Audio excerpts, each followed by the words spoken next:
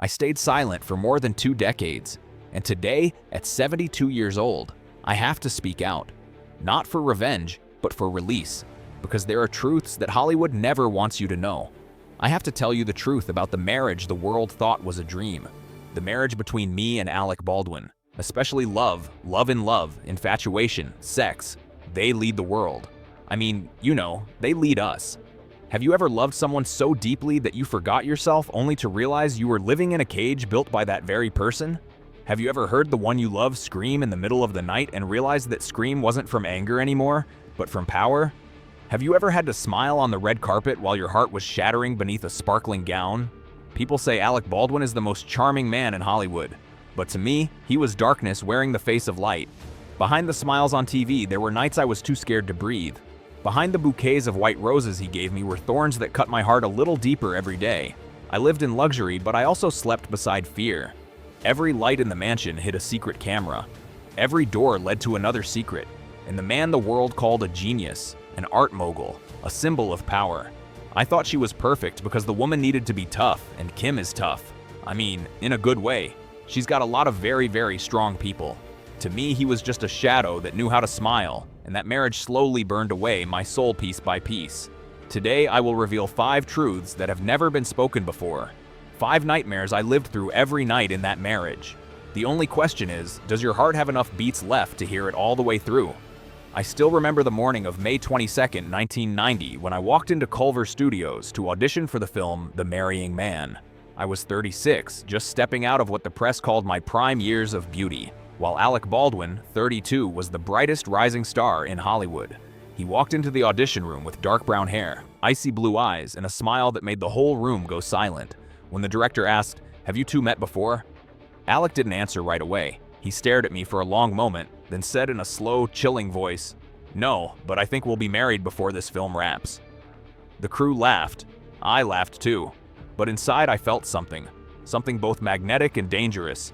I had met many men in my life, but no one had ever looked at me like that, as if he was measuring my soul with his eyes. The audition ended quickly. The director was pleased. I got the part. I didn't know that I had just signed the script of my own life. In mid-July, under the California sun that streamed through the studio dome, it lit up the powder on my face and the sweat on his. Our first scene was in a fake bar. I played a beautiful singer and he played a man who had just laid eyes on the woman he wanted forever. When the director yelled, "Action!" Alex's gaze shot straight into me and I forgot my lines. When the cut was called, the director laughed and said, "Perfect, Kim. So real." I just nodded because I knew I wasn't acting. There was something between us. What I would later call electricity. Not the electricity of love, but of a storm that hadn't made landfall yet.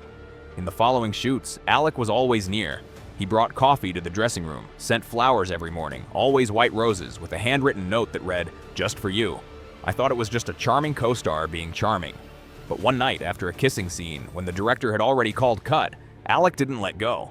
The kiss lingered for a few more seconds, not in the script, and when he walked away, the whole set went silent. I whispered, "You're still acting, right?" He said, "I don't know anymore." That one sentence made my heart sway. By August, the crew moved to Santa Monica for location shooting. I stayed at the Miramar Hotel, room 214. That first night after returning from the set, I found a bouquet of white roses at my door. No name. I picked them up and smiled. Deep down, I knew they were from him.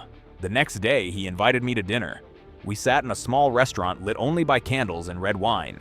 He talked about his poor childhood in New York, how he had seen me in 9-12 weeks and told his friends, "One day I'm going to marry her."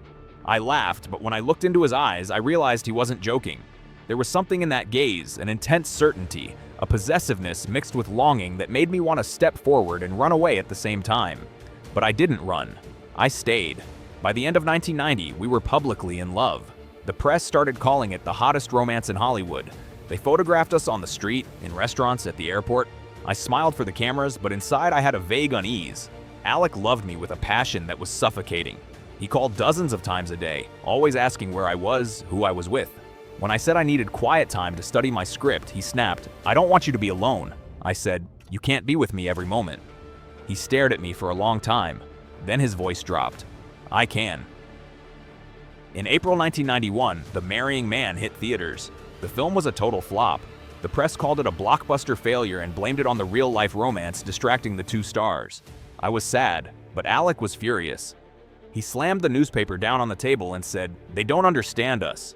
I replied, "Maybe because they saw you yelling on set every time I messed up a line." He went silent. Then he pulled me into a tight hug and said, "I'm just scared of losing you, Kim. That's all." At the time, I believed him because I was scared too. Scared of something I didn't yet dare to name. In August 1993, we got married in a small ceremony in East Hampton. Only family and a few close friends were there. When the priest asked, "Do you take this man to be your husband?" I hesitated for half a second before saying, "Yes." Alec looked at me, eyes misty, smiling like a child. I told myself, maybe everyone's wrong. Maybe he'll calm down once we have a family. But that night when we returned to our new mansion in Pacific Palisades, I realized marriage doesn't make people calmer. It just makes them feel more entitled. On the first morning after the wedding, Alec walked into the bathroom, looked at himself in the mirror and said, "Now you're really mine." I laughed, thinking he was joking. But that night, when I declined to go out and meet the press because I was tired, he smashed a wine glass on the table. Red wine splattered across the white carpet. He said, "You don't have to go out for them, but at least come out so I know you still belong to me." I stood frozen, my heart racing. Then he came over, held me, kissed my forehead and whispered, "I'm sorry. I just love you too much." I believed him. I always did until the apologies became routine. That's when I knew the fairy tale Hollywood once told about us was coming to an end. And what waited on the other side wasn't love, it was fear. In 1995, I thought I was at the peak of my life. I had a house by the Pacific Ocean, a famous husband, a newborn daughter, and the whole world believed Kim Basinger was living the American dream. But in truth, I was only living inside someone else's dream, the one Alec had written for me. Every morning he made coffee, kissed my cheek, and softly asked, "Did you sleep well?" But behind that question was a watchful stare, as if he were waiting for me to say something wrong so he'd have a reason to be angry. When I said I was tired, he asked, "Tired from who?" When I laughed, he asked, "Who are you laughing with?" When I stayed silent, he said, "Silence is also an answer." And so I learned to act, not on screen, but in real life. I smiled at the right moments, said the right things, and quietly counted every step I took inside a 5,000 FT house that felt colder than any movie set I'd ever been on. I began to realize Alec had two faces. One for Hollywood, where he was the hero, charming, witty, always ready to hug fans and sign autographs. And one for me, where he was a storm that never gave warning. When he was happy, I felt loved. When he was angry, I disappeared. One night in March 1995, at the premiere party for The Getaway, I smiled at an older producer. He gently touched my shoulder and said I looked as lovely as the first summer moon. Alex saw it. That night when we got home, he slammed the car door so hard the mirror shattered. "He touched you?" Alex shouted. I said, "It was just a compliment." He grabbed my arm. Not hard, but enough to make my heart tighten. "No one touches you but me." I didn't argue. I just looked down, and that was the first time I understood what it meant to be loved so much that you couldn't breathe. Alex's rages came like storms, sudden violence, and followed by calm apologies. Once he threw a phone against the wall just because I'd talked to a director late at night about a script. The next day, he gave me a gold necklace and said, "I have nothing but love for you." I smiled, but to me that necklace felt more like a chain than a gift. He always wanted to know where I was, who I was with, what I was doing. I tried to tell him I needed space, to write, to breathe. He looked at me, smiled coldly, and said, "If you need space, then we're nothing." I didn't know how to respond. I only knew that after that sentence, something inside me began to crack silently, but beyond repair. Then came my career. When I accepted the script for LA Confidential in 1996, Alec was furious. "You're going to play a prostitute again? The whole world will look at you like you're filthy." I said, "It's just a role." He replied, "There's no such thing as just a role." I took the part anyway. During filming, I lived in constant tension. Every time I came home, I had to turn off my phone, delete messages, because he could call at any moment. He couldn't stand the thought of me getting more attention than him. When LA Confidential premiered in 1997 and I won the Oscar, I thought he'd be proud.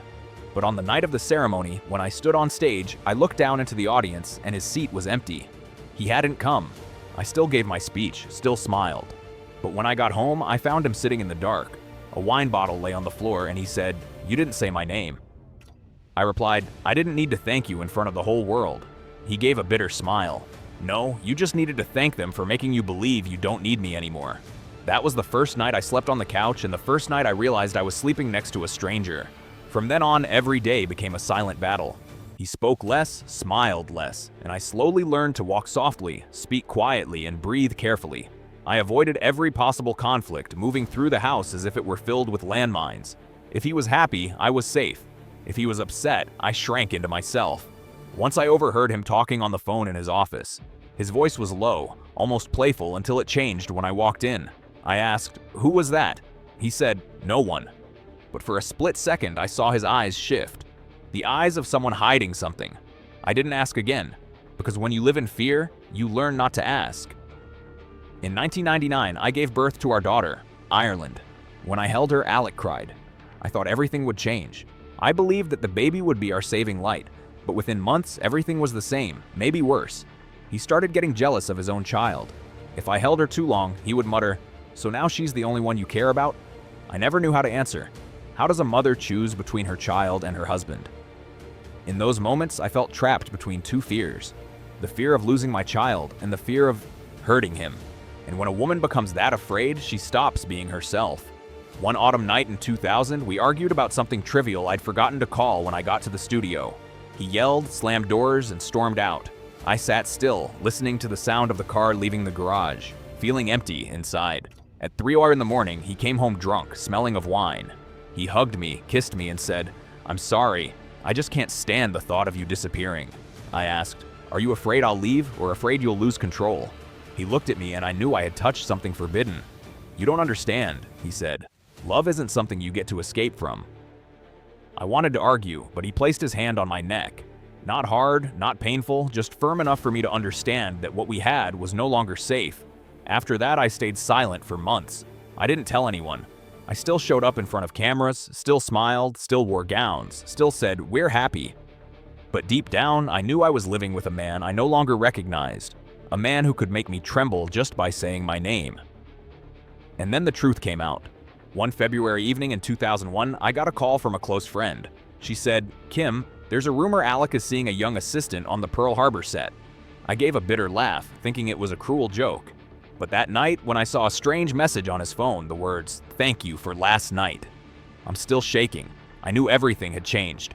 I sat in the dark, my hands trembling, my heart pounding so hard it hurt. When he came home, I didn't ask right away. I just looked at him and said, "Is there something you want to tell me?" He stayed silent. I asked again, "Who is she?" He replied, "You're imagining things." I let out a low, cold laugh. "No, Alec," I said. "This time, I'm not imagining." That night, I left the house. I took Ireland in my arms and drove to my sister's home in Brentwood. On the way, I turned on the radio. The song "Nothing's Going to Stop Us" is now playing. The one we had danced to at our wedding. I turned it off immediately, not because I hated the song, but because it made me realize that everything really had stopped. The next morning, Alec came. He didn't cry. He didn't beg. He simply said, "You'll regret this." I replied, "No, Alec. I've been regretting it for 10 years now. I just want to breathe." He looked at me for a long moment, then turned away. The door closed softly behind him. I thought I would feel free, but the first thing I felt was emptiness. No one tells you that when you escape the person who made you afraid, you still have to learn how not to be afraid anymore. In the months that followed, the media began to hunt. People, Vanity Fair, Entertainment Weekly, everyone wanted to know why Hollywood's golden couple had fallen apart. I read the headlines. Kim leaves Alec over career pressure. Jealousy or fame feud. No one talked about emotional abuse. No one mentioned the look that made me tremble for 10 years. They only wrote about dresses, awards, and the child caught between two famous people. I didn't argue. I didn't speak out. I let them talk. Because sometimes silence is the only way to keep what little dignity you have left. And that's how I entered the 2000s. Not as a movie star, but as a survivor, standing in the ashes, trying to breathe again. But I didn't know then that the storm wasn't over. Because sometimes, even after you leave the house, the fire still burns in your memory. They say our love was once the brightest flame in Hollywood. Maybe that's true, because only what burns the brightest leaves behind the darkest ash. I left the house in Pacific Palisades on a cold morning in early 2001 without warning, without goodbye. I took only a few clothes, my wedding ring box, and my 4-year-old daughter, Ireland. My hands were shaking as I buckled her seatbelt. I knew I wasn't just leaving a man, I was leaving 10 years of my life. Alec stood in the doorway, silent, neither stopping me nor speaking. There was something in his eyes that told me this wasn't the end. It was only the beginning of a war no one would win. I was leaving, but I wasn't free. Because what I carried with me wasn't only my daughter, it was fear. The months that followed were filled with lawyers, paperwork, and the press. The media swarmed like wolves, smelling blood. Kim Basinger leaves Alec Baldwin. A Hollywood marriage collapses. Basinger and Baldwin, secrets behind closed doors. I stayed silent as I always had. No interviews, no statements, no appearances. I thought silence could protect my daughter, but in this world, silence only makes people speak louder. Alec, however, was different. He went on television saying I was tearing the family apart out of selfishness. He spoke gently, but every word cut like a blade. I sat there watching, hands clenched, fighting back tears. The same man who once kissed my forehead every morning was now telling our story to the world as if I were the villain. Then came the court battles. I once thought divorce was the end, but it wasn't. It was the beginning of a war far harsher than any film I'd ever made, the custody battle. My lawyer told me, "Kim, prepare yourself. They'll dig through everything." And they did. I was followed, photographed, analyzed, every expression, every word. Vanity Fair ran the headline, "Kim Basinger, Oscar Queen or Unstable Wife." I remember reading that article in my living room under dim yellow light, feeling as if the whole world was asking me one question: why don't you smile anymore? But I did smile. I smiled at my daughter every morning. I smiled when I took her to the beach, when I taught her to ride a bike. But every time the phone rang, my heart clenched because I knew who it was. Alec's lawyers. One day they said he wanted visitation every weekend. I agreed, but when he arrived, he brought a video camera. I asked, "What are you recording?" He said, "I need proof that you're not keeping her from me." I looked into the lens and saw myself reflected back, a tired face, hollow eyes, and I wondered, was this really Kim Basinger, the woman the world once called an icon? In 2002, I barely worked. I turned down every script, not because I had lost passion, but because I had lost strength. I lived on caffeine and sleeping pills, taking my daughter to school by day, lying awake at night, listening to the wind hit the windows. Every small noise made me flinch, imagining Alec standing outside. I knew he wasn't there, but I was still afraid. Some wounds don't live on the skin. They live in sound, in memory. The custody battle dragged on for more than 4 years. There were hearings where I had to sit and listen as his lawyers said unthinkable things. They called me emotionally unstable, unreliable, unfit to raise a child. I sat there holding myself together while Alex smiled and shook hands with his attorneys as if it were all a game. Once after a hearing ended, he came close and whispered, "You'll never win, Kim. You're weaker than me." I looked him in the eyes and said, "Maybe, but at least I don't pretend to be strong." I started recording an audio journal, not to release, but to remind myself I still had a voice. In one entry, I said, "If someone asks me who Alec Baldwin is, I'll say he's the man who made me no longer recognize my own voice." I still have that tape. I've never had the courage to listen to it again. In 2006, just when I thought things had quieted down, another crack appeared. I was at home listening to the radio when I heard Alex's voice. He was promoting a new movie, saying, "Some people shouldn't be mothers if they don't know how to love." I turned the radio off, my hands trembling. I didn't know if he meant to or not, but words like that kill slower than a knife and hurt far more. Then came April 19th, 2007, a day I will never forget. That morning, news outlets everywhere released a leaked voicemail. Alec Baldwin's voice scolding our daughter Ireland, who was only 11 years old. His voice roared, "You are a rude, thoughtless little pig. You don't have any respect for anybody." I listened to that voicemail in complete shock. I remembered every time he had yelled at me, every shattered glass, every cold stare. And now that same voice was aimed at my child. I don't know who leaked the tape. I only know that I cried until I was empty. The media exploded. TV stations replayed every second. Entertainment Tonight called it the meltdown of Alec Baldwin. But to me, it was just a repetition. The nightmare I had tried to hide now exposed me to the entire world. That day, I didn't leave the house. I turned off my phone, locked the doors, and held my daughter in my arms. Ireland cried and said, "Mom, I don't want people to hear that." I said, "Neither do I." And I realized the most terrible thing wasn't the screaming on that tape. It was the fact that a child had to hear her mother's fear through the voice of her father. After that, Alec disappeared from the public eye for a while. So did I. I didn't respond to the press, didn't refute, didn't confirm. People blamed me, claiming I leaked the recording to humiliate him. I stayed silent because I knew no words could save my image anymore. In their eyes, I was always the woman who tore apart Hollywood's perfect family. But I didn't care. I just wanted peace for my child. In the summer of 2007, I took Ireland out of Los Angeles and moved to Georgia, where I was born. I thought maybe if I returned to the beginning, I might find myself again. We rented a small house in the pine woods, waking to birdsong, watching the moon through the window at night. One day Ireland asked, "Mom, does Dad still love you?" I answered, "Maybe, but sometimes love doesn't look like it does in the movies, sweetheart. Sometimes it hurts." She nodded, and I realized I was teaching my child something no mother ever wants to teach. Time passed. The headlines faded. Alec returned to acting, got an Emmy nomination, starred in 30 Rock, smiled on stage, and gave speeches about love and forgiveness.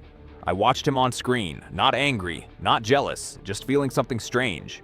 He had returned to the spotlight while I remained in a small house with cracks that would never heal. Once I saw an interview with him on 60 Minutes, the host asked, "Do you regret losing Kim Basinger?" Alec paused, then said, "She was the woman I loved the most, but sometimes love isn't enough." I turned off the TV and gave a faint laugh. "No, Alec, love was never the problem. The problem was how you loved." At the end of 2007, I returned briefly to Los Angeles to film The Informers. On the first day on set, someone delivered a bouquet of white roses, no name. I stood there staring at the trembling petals under the lights and felt the past rushing back. I didn't know if they were from Alec, and honestly, I didn't want to know. Some things, even when dead, still smell like fresh flowers. By then, I had learned that silence was no longer a shield, it was a cage. I had stayed silent for too long. When he was angry, when he cheated, when the world called me crazy, and that silence had erased me. But in 2007, when I heard my daughter's trembling voice on the phone say, "Mom, I'm okay," I knew I had to speak, not for revenge, but to survive. Because if I didn't, our story would forever be told in his voice. That's when I wrote my first journal and titled it The Sound of Silence. I wrote, "When men lose control, they call it love. When women lose their voice, they call it silence." I wrote through the night, cried, then wrote some more. And when I finally set the pen down, I knew I had survived. Not because of the light, but because the darkness had taught me how to see. They say the truth will set you free.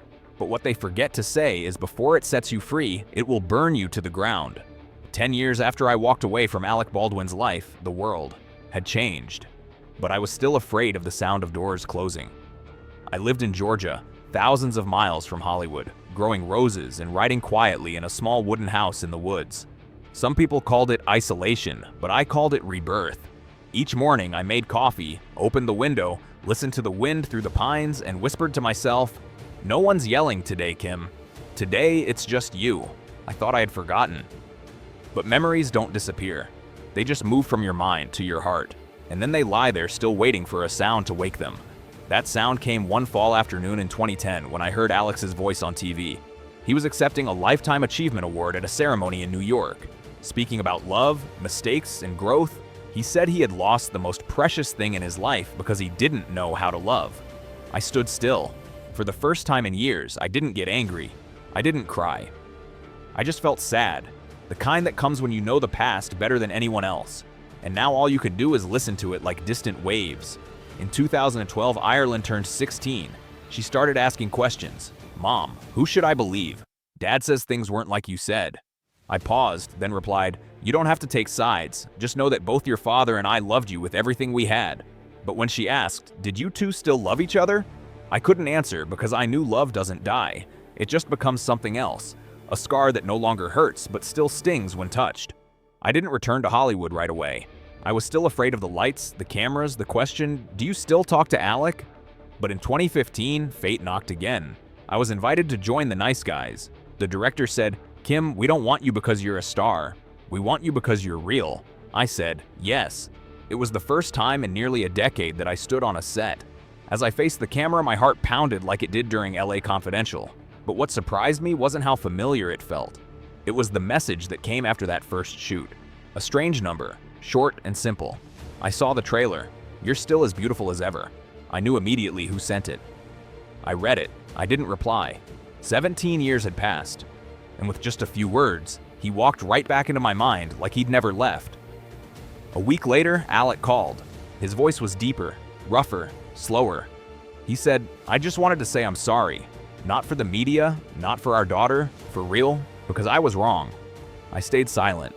I listened to the wind on the line, to his breathing. And in that moment, I sensed something different. Not regret, exhaustion. A man who was once a storm, now reduced to the breath of ashes. I asked, "Do you ever get scared?" He answered, "Scared? Every day. Scared you won't forgive me. Scared my daughter won't call back. Scared of my own voice when I lose my temper." I didn't know what to say. We stayed silent for a long time, and for the first time in over 20 years, I heard his voice without yelling.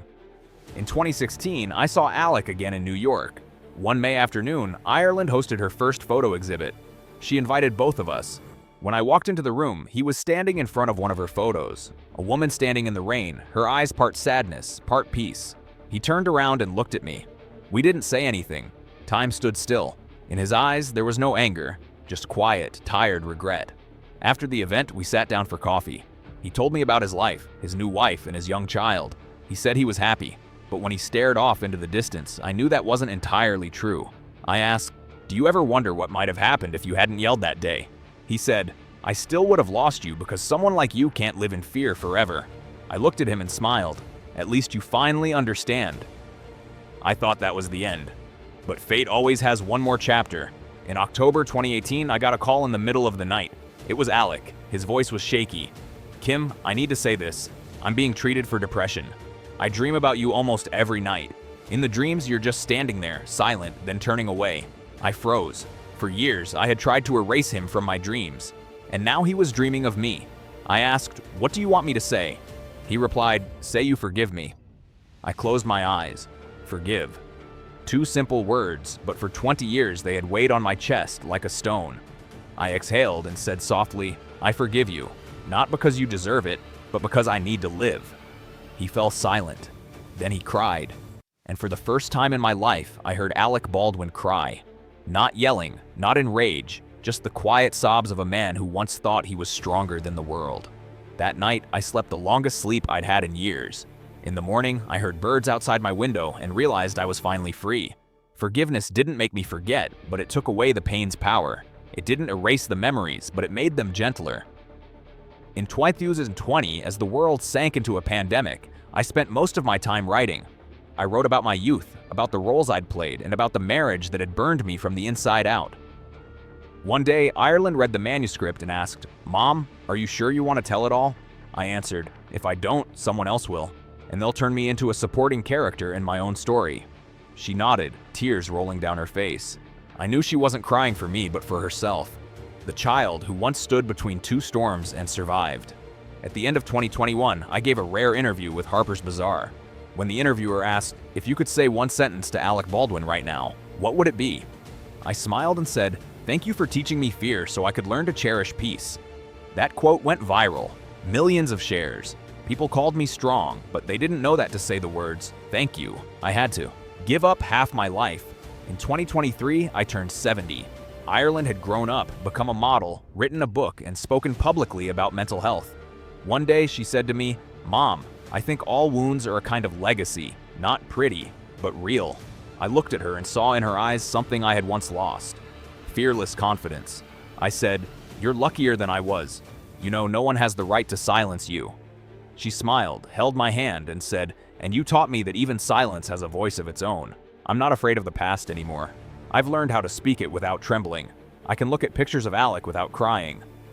I even laugh now when I see him on TV. Hair gone gray, voice worn down, holding a young child in his arms. I no longer hold resentment, because I understand not everyone is born knowing how to love the right way. And sometimes the bravest thing isn't loving, it's letting go. I know some will say I forgave too easily, but forgiveness wasn't for him. It was for me to sleep at night, to look back and not see a victim, but a survivor. I used to think the darkness was what would destroy me. Now I know it's what taught me how to truly see the light. And then on a late afternoon in 2023, I received a letter. No sender, just a short line. "I've read everything you wrote. Thank you for saving me from myself." I knew that handwriting. I folded the letter, placed it in a drawer, and didn't reply. Not because I didn't want to, but because I knew this time silence was the most beautiful answer. I sat on the porch watching the sunset turn the pine forest gold and suddenly realized some loves never truly end. They just change shape from flame to smoke, from pain to memory, from anger to gratitude. And sometimes in the stillness of an afternoon, I still hear a voice in the wind, faint and far away. "You're still as beautiful as ever." I smile. "No, Alec, I'm not as beautiful as I once was. I'm more because for the first time in my life, I am free. Some people walk out of your life, but stay in your blood forever. And if love is a wound, then I choose to keep it." At 71, as proof that I once lived the factors she hated the most, especially love, infatuation, sex, They lead the world. I mean, they lead us. I don't regret hating them. I only regret not saying it sooner. That's the chillingly haunting confession of Kim Basinger, the woman who became a Hollywood beauty legend. But few know that behind those glamorous photos lies a heart once betrayed, manipulated, and scorned. But why would a woman labeled by Hollywood as too beautiful to succeed be filled with such fury? And what forced her to stay silent for decades?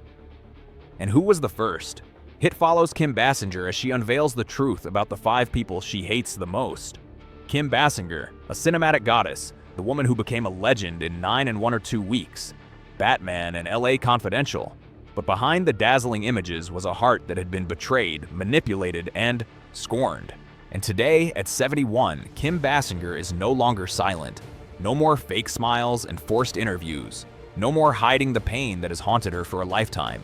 She's naming 5 men and women she hates the most, the ones who broke her heart.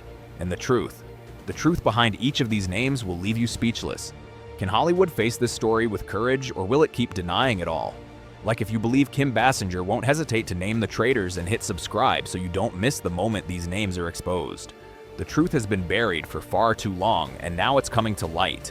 Kim Basinger, born December 8, 1953 in Georgia, USA, is one of the most iconic film stars of the 80s and 90s. She began as a model, but quickly transitioned to acting and became Hollywood's obsession thanks to her flawless beauty and magnetic allure. The woman labeled too beautiful to succeed, Kim Basinger was constantly branded a beauty doll. Hollywood never saw past her looks, and that made Kim feel boxed in, judged as someone not talented enough to go further. Yet, Kim's deepest pain didn't come from Hollywood or her career. It came from the people she once called friends, people she trusted and loved, the ones who betrayed her during the darkest moments of her life, the ones she now hates the most. Who are they? The first name, none other than her husband, Alec Baldwin, the man who controlled my life. We were Hollywood's power couple. But the truth is, he didn't just betray me once. He betrayed me every single day of that marriage. Alec Baldwin and Kim Basinger, they were the picture of Hollywood romance. In the 90s, they were the glamorous couple the world admired. But behind those smiling photos was a marriage full of tension and disappointment. They married in 1993, but within a few years, cracks began to show. Kim and Alex's careers drifted in opposite directions. Kim wanted to rebuild her career after a rough start in Hollywood, while Alec was fully focused on cementing his star status. That difference created a suffocating strain on their relationship. But the worst part wasn't the career tension. It was the affair with Carmen Electra and Jill Hennessy. Though Alec Baldwin publicly apologized and admitted his faults, he didn't just betray Kim once. He hurt her over and over again, making promises to change only to break them repeatedly. Kim once said, "Alec was never the man I needed. He was the man I loved, but he made me give up everything, my dignity, my career, even myself." In 2000, Kim and Alex's marriage officially ended after a string of public fights and scandals. But the most shocking moment came later, not from the divorce itself, but from the infamous phone call between Alec and their daughter, Ireland Baldwin, who was just 11 years old at the time. In April 2007, Alec left a furious voicemail calling his daughter a rude, thoughtless little pig and even threatening her. The leaked audio shocked the world and shattered Alex's public image. He was later sued and fined for the incident and required to complete anger management courses. And that's why Kim Basinger has never forgiven Alec Baldwin. It was the ultimate betrayal. If you've ever been betrayed in love and couldn't forgive, leave a dot below the video and hit subscribe so you won't miss the next named Kim Basinger will expose the people she will never forget. The second name, Warren Beatty, the man who was everywhere. But never mind. Warren Beatty, a Hollywood legend known for melting the hearts of women everywhere. But to Kim Basinger, he's the most hated of them all. In the latest, Kim and Warren met while working on Bugsy. While their on-screen chemistry was praised as a beautiful romance, the reality was far different. To Kim, it was a love story full of hope. But to Warren Beatty, a man Hollywood never dared to criticize for his charm. It was just another act in a long string of flings. Warren was a man who could never promise anything. Kim once believed we were a real couple, not just co-stars, but the harsh truth hit her hard. Warren saw her as just another fleeting romance. One night after wrapping a scene, Kim and Warren sat together at an after-party. As people laughed and drank, a woman walked in, a former model, stunningly beautiful, looking eerily like Kim, and approached Warren like they were the actual couple. Kim couldn't sit still. She walked out, heart torn apart. That was the first moment she realized she was never Warren's number one. He didn't need me. He never needed me. And I still couldn't stop loving him. Warren Beatty left Kim quietly without a word. The relationship ended without explanation. Kim had no choice but to stay silent and carry the deep sense of betrayal alone. I loved him like I loved myself, but I can't forgive a man who lives in the shadows and can't admit the truth. If you've ever loved someone your heart knew would never truly be yours, leave a number 1 below. The third name, Tom Cruise, a memory slipping away. Tom Cruise, a name impossible to ignore when talking about Hollywood. But to Kim Basinger, Tom wasn't the man she thought he was. They first met in the mid-'80s when Kim was at the peak of her career and Tom was Hollywood's rising golden boy. The two connected instantly, but not like a typical couple. Tom, with his radiant smile and intense gaze, made Kim believe this was a relationship that could go the distance. But within months, she realized Tom Cruise wasn't who she imagined. He wasn't a lasting partner. He was a fleeting moment, a force that swept through her life and disappeared just as quickly. He was like a shooting star too, and gone before you realized you'd truly fallen. Tom was curious and energetic, but lacked emotional depth. While Kim needed stability and sincerity, Tom was consumed by the spotlight, never truly present, never really close. After only a few dates, Kim began to see it clearly. He loved something else more than her fame, career and image. When the relationship ended, Tom vanished from Kim's life without a word. That silence became one of the deepest betrayals she had ever experienced. Being left in the shadows while Tom continued to shine became a wound she could never fully heal. Tom was not someone I could trust.